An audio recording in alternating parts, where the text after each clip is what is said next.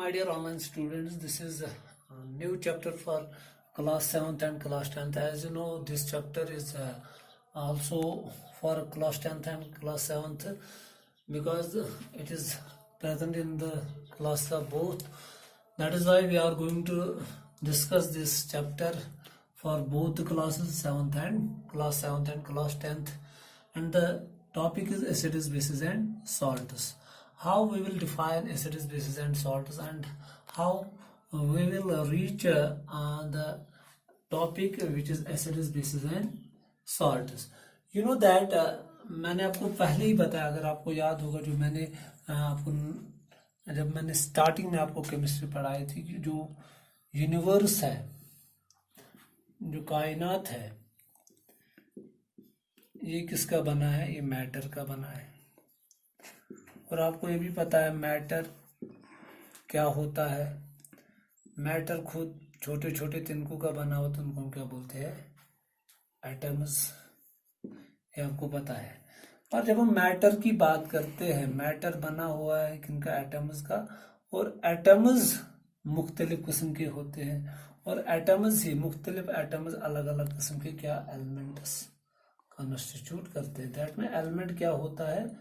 Element में खुद क्या होते हैं? एलिमेंट एटम्स होते हैं। सपोज अगर हम बात करेंगे आयरन की, आयरन एक एलिमेंट है, आयरन एक एलिमेंट है, और आयरन एलिमेंट में क्या होते हैं? Iron atoms. इसी तरह जब हम सोडियम की बात करते हैं, सोडियम एक एलिमेंट है, तो इसमें क्या होते हैं? ये किसका बना होता है? सोडियम एटम्स का बना होता है। दैट मीन्स चाहे सोडियम आप ले लो, आयरन आप ले लो, ये भी एक किस्म का मैटर है, क्योंकि मैटर क्या होता है? Anything which occupies space and has got weight and can be perceived by any of our five sense organs. ये हम सबों को पता है। और जब हम मैटर की क्लासिफिकेशन करते हैं, जब हम यूनिवर्स को देखते हैं, ये जो मैटर है ये अलग अलग फॉर्म्स में हमारे पास अवेलेबल है। ये सॉलिड फॉर्म में भी अवेलेबल है, ये लिक्विड फॉर्म में भी अवेलेबल है, ये गैसियस फॉर्म में भी अवेलेबल है। जो चाहे सॉलिड फॉर्म हो वो भी किनका बना हो? एटम्स का। वो भी किनका बना हो? एलिमेंट्स का। चाहे लिक्विड हो वो भी किनका बना है? एटम्स का। वो भी किनका बना है? एलिमेंट्स का। दैट मीन्स चाहे आप एटम की बात करो, चाहे आप एलिमेंट की बात करो, ये जो एलिमेंट्स है या ये जो एटम्स है, यही कॉन्स्टिट्यूट करते हैं किसको? मैटर को। यही बनाते हैं किसको? मैटर को। सपोज अगर मैं बात करूंगा, यहाँ पे हमारे पास पानी है जिसको हम क्या बोलते हैं? वाटर। और केमिकली इसको हम रिप्रेजेंट करते हैं H2O से। दैट मीन्स जब हम इस वाटर की बात करते हैं, वाटर मैटर है, मगर किस फॉर्म में अवेलेबल है? लिक्विड फॉर्म में। और जब हम इसकी कंपोजिशन को देखते हैं, ये भी एटम्स का बना हुआ है, ये भी एलिमेंट्स का बना हुआ है। किस किस एलिमेंट या किस किस एटम का बना हुआ है? ये हाइड्रोजन एलिमेंट के एटम से बना है, हाइड्रोजन एलिमेंट के एटम्स का बना है, और ऑक्सीजन एलिमेंट के एटम का बना है। ऑक्सीजन, समझना मैं क्या बता रहा हूं, ऑक्सीजन एलिमेंट के एटम का बना है। दैट मीन्स जहां पे ऑक्सीजन एलिमेंट अवेलेबल है मगर उसका एक एटम अवेलेबल है। इसी तरह यहाँ पे हाइड्रोजन एलिमेंट है, उसके कितने एटम्स अवेलेबल है? 2। तो जब हम बात करेंगे तो हम कहेंगे वाटर 2 हाइड्रोजन एटम्स के बने होते हैं और एक ऑक्सीजन एटम का बना होता है। That means every matter is made up of atoms and elements, और हम क्या बोलते हैं? Atoms and molecules.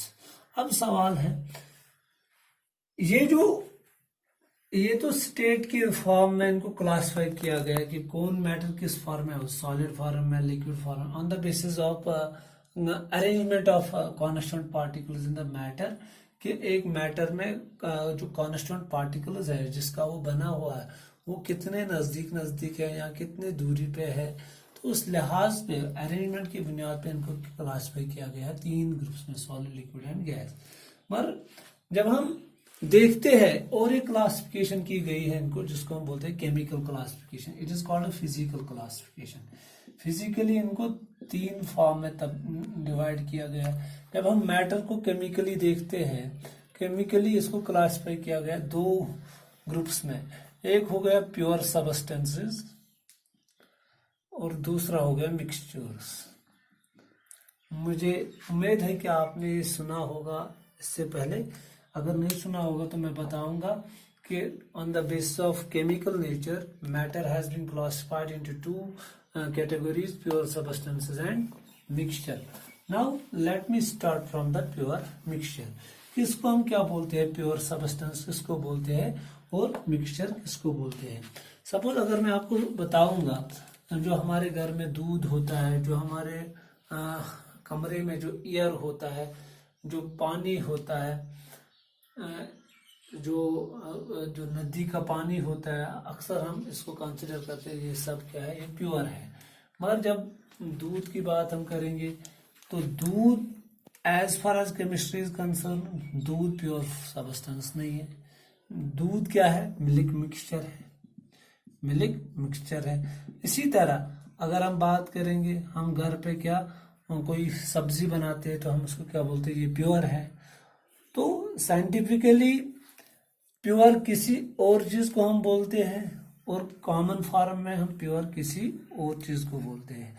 Suppose chemistry के मुताबिक as far as scientific definition is concern, pure substances ऐसे सबस्टेंसेस होते हैं which are made up of pure. यहाँ पे मैं लिखूंगा इसकी डिफिनेशन, प्योर सबस्टेंस किनको हम बोलते हैं। तो मैं आपको फिर से बताऊंगा। अगर आप बात करेंगे पनीर जो होते हैं हमारे घर में, दूध जो होता है हमारे घर में, या हम नमक का पानी लेते हैं, चीनी का पानी लेते हैं, ग्लूकोज का पानी लेते हैं, तो हमारे मुताबिक वो प्योर है।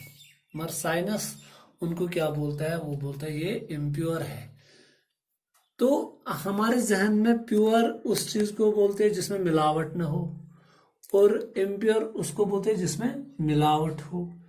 सपोज अगर हम अभी मिसाल के तौर पर हमारे पास प्योर मिल्क है, उसमें हम पानी डालेंगे तो हम क्या बोलते हैं? इसमें मिलावट है, तो ये उतना प्योर नहीं है।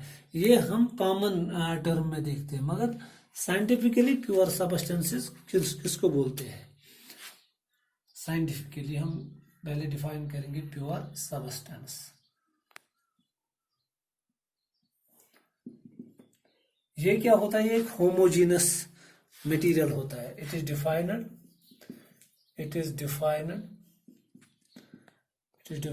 एज क्योंकि हमें क्या पढ़ना है? Acids, basis and salts.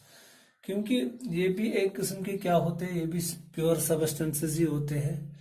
कौन? Acids, basis and salts. ये भी एक किस्म के सबस्टेंसेस ही होते हैं, प्योर सबस्टेंसेस ही होते हैं। तो पहले आपको समझना है कि प्योर सबस्टेंस किसको कहेंगे, फिर आपको समझ आएगा एसिड किसको कहेंगे, बेस किसको कहेंगे, सॉल्ट किसको कहेंगे।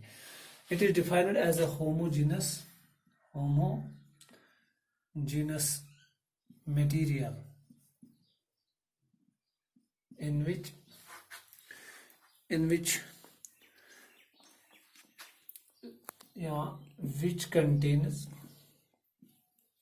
contains only which consists of only one kind of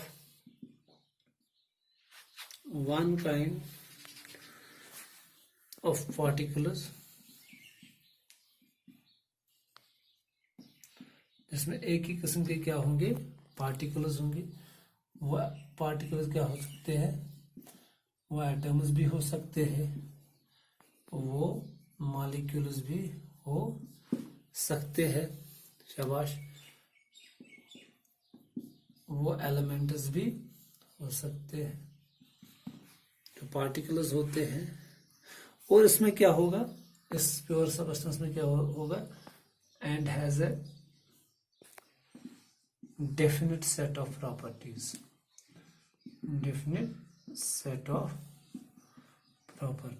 इनकी कोई हर प्योर सबस्टेंस की क्या होती है? अपने अपनी खुसूसियात होती है। तो वही मैंने लिखा, and has a definite set of properties. उनकी कुछ मखसूस प्रॉपर्टीज होती है, खुसूसियात होती है। तो ये आपको याद रखना है। It is defined as a homogeneous material. Homogeneous material मतलब क्या हो गया?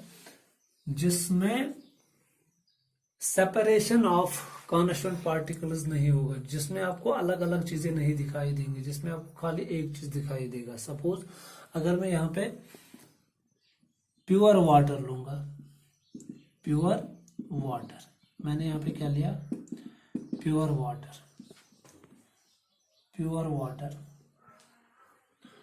जो मार्केट में होते हैं वाटर बोटल्स, वो प्योर फॉर्म में होता है। तो दैट में जब मैंने प्योर वाटर लिया, प्योर सबस्टेंस, वाटर क्या है यहाँ पे, सबस्टेंस। अब हमें देखना है वाटर, मैंने पहले आपको बताया इसको केमिकली हम किससे रिप्रेजेंट कर सकते हैं, H2O से।